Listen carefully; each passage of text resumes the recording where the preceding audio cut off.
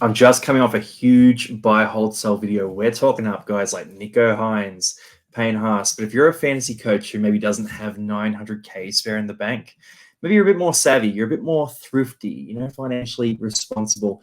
You're looking for a cheap option in your team? Well, this is the video for you.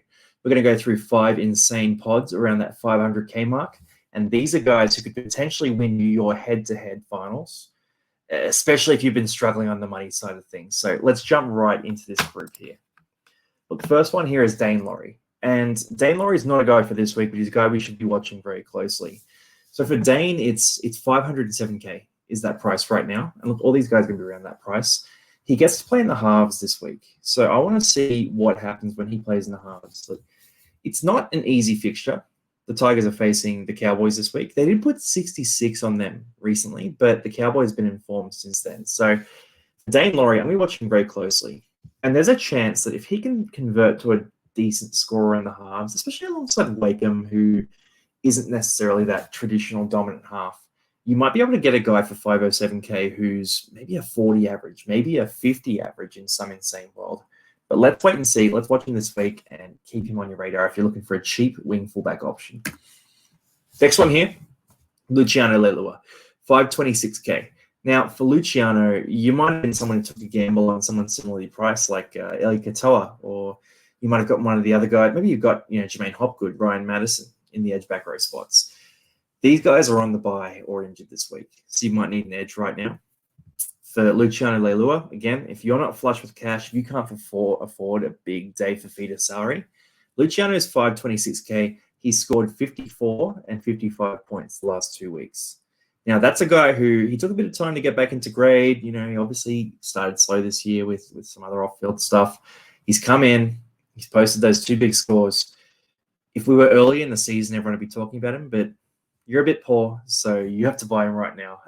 Maybe you don't. But he's that cheap option at the edge back row spot. Next one here, Reed Marnie. And look, Cary Grant's very expensive compared to Reed Marnie. For Reed Marnie, you're paying 524K. Now, Reed started the year with a big 71-point game. He's had some pretty solid scores in amongst some weaker scores.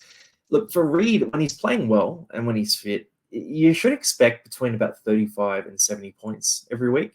He's going to hit those 39-point games where he'll make 48 tackles, he'll miss 10, not 10, maybe 5, minus 10 points, make a few runs, doesn't have the attacking stats. He has other games where he goes off a bit. So, look, 524K for a guy who people were paying 700 plus for, it's not a bad option. It's not a bad option at all.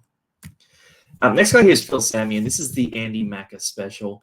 Look, Phil Sammy, I don't see it, but a lot of really smart people keep saying his name.